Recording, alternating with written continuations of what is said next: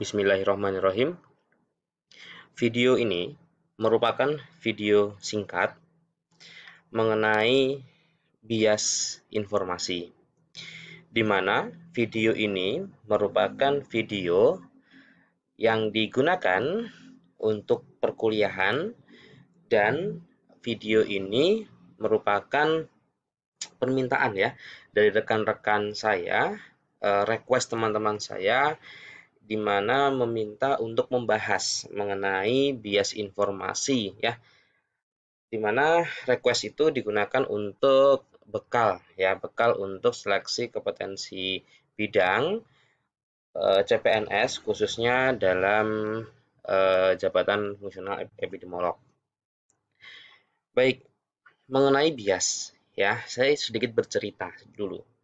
Bias ini ada beberapa bias dalam penelitian. Kalau Anda mendengar bias, dulu saat Anda SMA, Anda masih ingat ada bias, ya, bias. Dulu kalau contohnya adalah ketika Anda memasukkan sebuah pensil ke dalam air yang di gelas, gelasnya itu gelas yang bening, Anda akan melihat pensil itu akan seperti belok ya, tidak lurus. Nah, itu adalah bias. Ya, begitupun juga penelitian. Penelitian itu juga memiliki bias, di mana bias ini ya akan berdampak kepada hasil dari penelitian Anda ya. Hasil penelitian Anda jika terkena bias ini akan menghasilkan hasil atau informasi yang salah ya. Salah di sini artinya kurang tepat. Misalnya begini, harusnya nilai odds ratio atau nilai kekuatan hubungannya itu harusnya 5, karena ada bias itu bisa sangat tinggi, bisa 8, bisa 9 atau bisa malah lebih turun begitu ya. Jadi akan berdampak kepada kesalahan hasil penelitian, interpretasi, dan nantinya akan mempengaruhi terhadap kualitas sebuah penelitian. Kenapa sih epidemiologi itu selalu berkaitan dengan penelitian? Ya, karena penelitian ini digunakan untuk mengungkap sebuah fakta.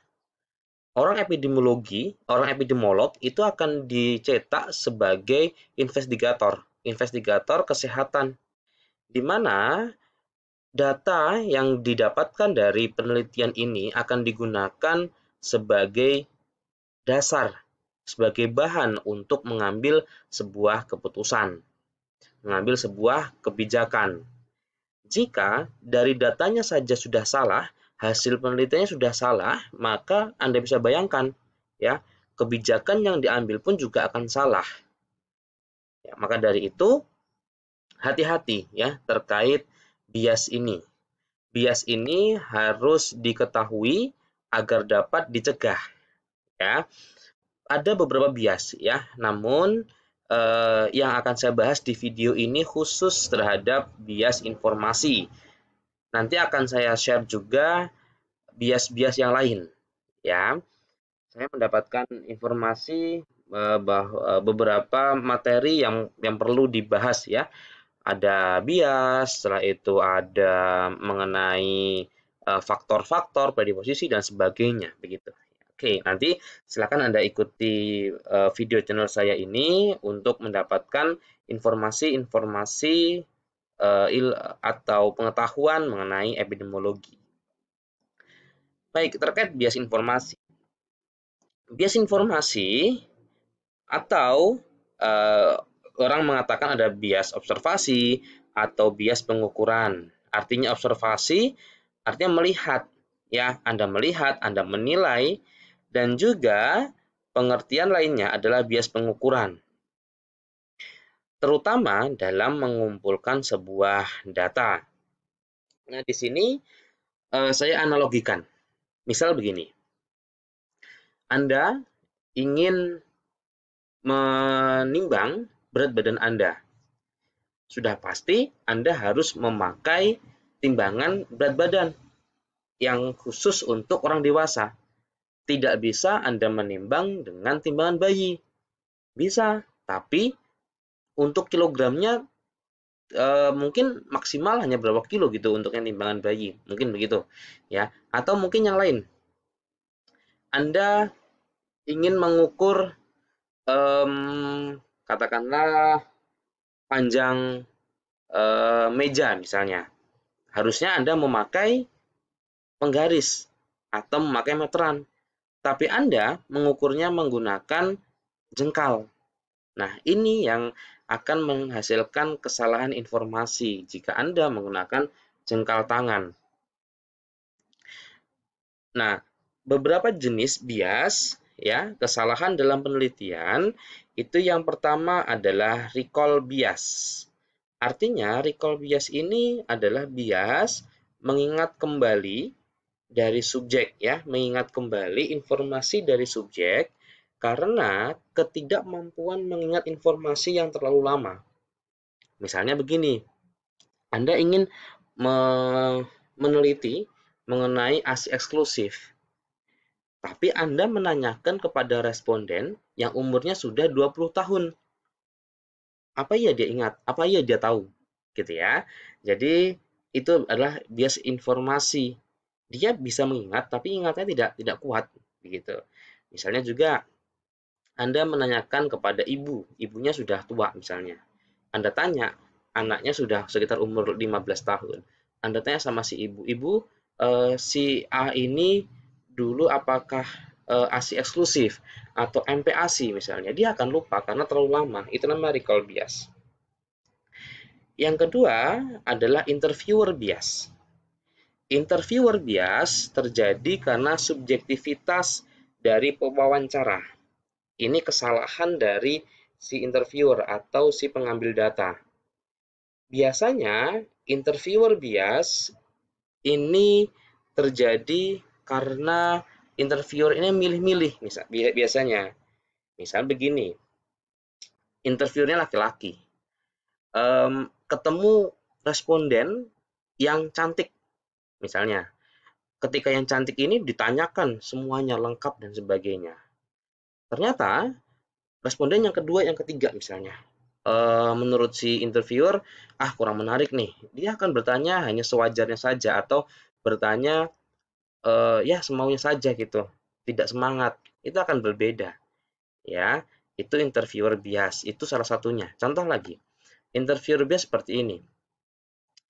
Di awal penelitian dia sangat semangat sekali karena dia capek dan sebagainya.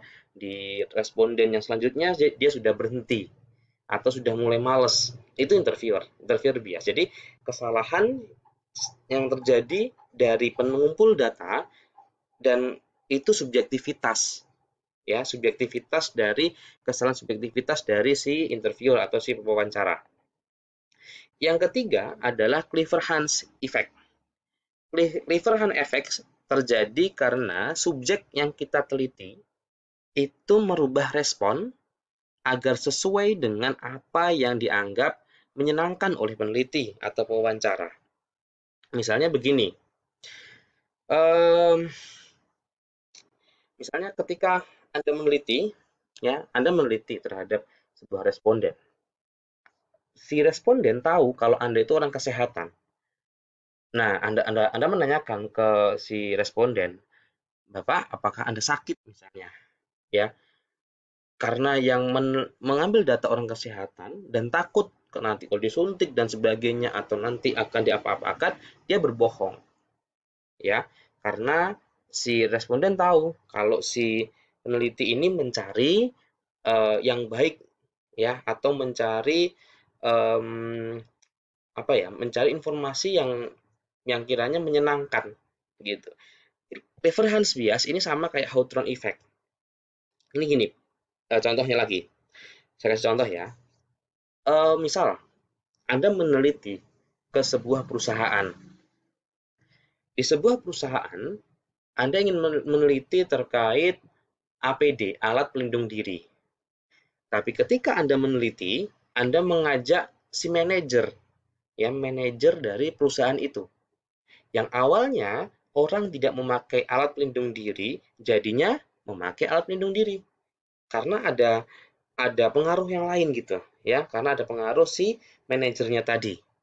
Ya, ini Hawthorne effect sama Clifford-Hans bias nih hampir sama ya, hampir mirip. Kalau yang Clifford-Hans ini si subjek memberikan informasi yang kiranya menyenangkan dari peneliti.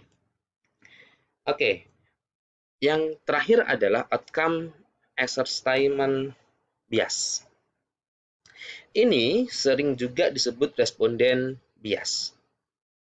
Responden bias ini dimaksudnya adalah jawaban subjektif dari responden. Kalau tadi interviewer bias adalah kesimpulan subjektif atau kesimpulan terserah dari peneliti. Tapi kalau responden bias adalah jawaban subjektif, artinya jawaban yang responden terserah mau jawab apapun gitu ya. Misal begini, menanyakan misalnya, Bapak, mohon maaf, Bapak berat badannya berapa ya? Gitu. Oh, biar kelihatan bagus BB-nya, oh saya 50 kok Mas gitu. Padahal sebetulnya bobotnya itu 70 kg. Ya. Jadi responden bisa berbohong gitu.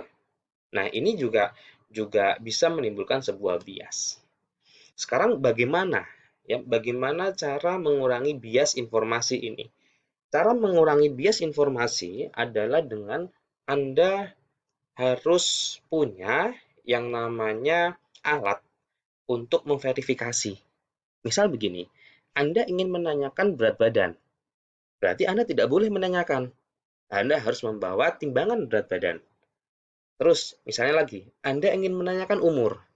Ketika Anda menanyakan umur, katakanlah Anda masih muda. Ternyata yang Anda tanyakan itu sudah agak berumur. Ketika Anda tanya, pasti si ibu-ibu yang berumur tadi akan menganggap, ih umur saya muda-muda indah gitu. Nah, itu responden bias. Bagaimana cara untuk menghilangkan biasnya itu? Anda harus memakai alat verifikasi. Misalnya begini, Ibu, mohon maaf, bisakah saya pinjam KTP-nya? Dari KTP itu adalah alat verifikasi. Begitu ya. Contoh lain lagi misalnya, kayak tadi, Anda ingin melakukan timbangan berat badan. Anda tidak bisa menggunakan timbangan bayi, langsung rusak tuh timbangannya ya. Anda harus menggunakan timbangan orang dewasa. Contoh yang lain lagi misalnya, mengukur sebuah ukuran panjang misalnya. Anda nggak bisa memakai jengkal, Anda harus memakai meteran atau penggaris. Terus tadi ada Clifford-Hans bias tadi ya, dan Hawthorne effect tadi. Kalau Anda meneliti, Anda tidak usah membawa yang dapat merubah perilaku. Anda masuk saja ke situ ya, dan Anda lebih bagus lagi Anda bisa menyatu dengan orang-orang di situ ya. Baik, mungkin itu sedikit ya terkait informasi, bias informasi. Nanti di video selanjutnya saya akan memberikan beberapa materi ya, semoga istiqomah ya dalam saya memberikan materi. Kadang ada beberapa hal yang kadang untuk upload saja itu agak berat ya. Baik, sumbernya materi ini dari bahan kuliah metodologi epidemiologi Metopid 2 ya, FKM UI, dosen saya dulu Pak Mundastri Korib Sudarya ya, Pak Malko. Baik, mungkin begitu untuk video kali ini, semoga bermanfaat. Anda bisa share informasi ini ke rekan-rekan Anda jika Anda menganggap video ini bermanfaat. Oke, mungkin sekian dari saya, semoga bermanfaat.